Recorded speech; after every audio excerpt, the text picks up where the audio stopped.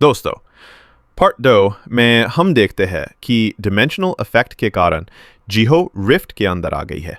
फिर जीहो कहती है, क्या क्या मैं रिफ्ट के अंदर हूं? ये कैसे हो गया? जीहो पूरी तरह शॉक थी।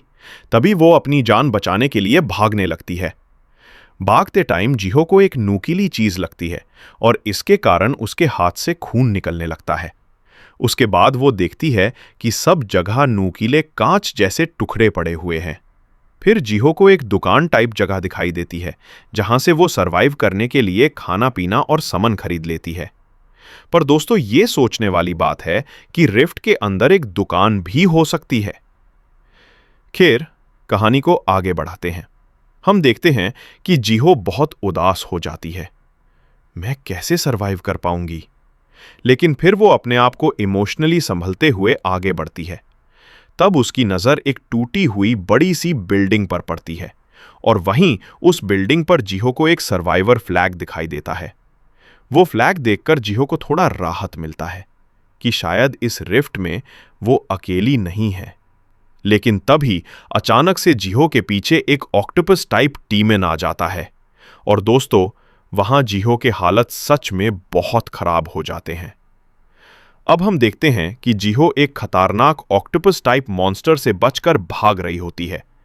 जीहो समझ जाती है कि अगर उस मॉन्स्टर को डिस्ट्रैक्ट करना है तो उसके लिए कुछ करना पड़ेगा। तभी वो एक खाली बॉटल उठाकर दूर फेंक देती है।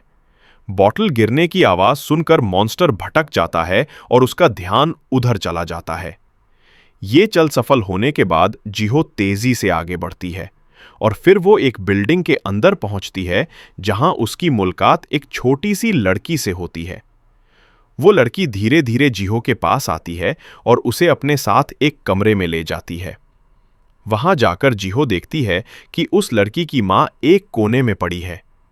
जीहो तुरंत समझ जाती है कि उसकी मां अब इस दुनिया में नहीं रही। लेकिन वो छोटी लड़की अब भी ये समझ रही होती है कि उसकी मां बस सो रही है, इसलिए वो उठ नहीं रही। दोस्तों, ये दृश्य देखकर जीहो के दिल पर बहुत गहरा असर पड़ता है। उसका मन उदास हो जाता है। फिर जीहो उस लड़की से कहती है कि मुझे तुम्हारी मां का फोन चाहिए ताकि मैं रेस्क्यू टीम से संपर्क कर सकूं। लड़की तुरंत फोन लाकर जीहो को दे देती है। फोन लेने के बाद जीहो देखती है कि उसके पीछे एक छोटा कागज चिपका हुआ है और उस कागज पर लिखा होता है, जो कोई भी इस बच्ची को रेस्क्यू करे, कृपया इसे इस एड्रेस पर पहुंचा दे। ये पैगाम पढ़कर जीहो एकदम अवाक रह जाती है। सो यही हमारी वीडियो के दी एंड होता है। नेक्स्ट एपिसोड देखने के लिए सब्सक्राइब करना ना भूले।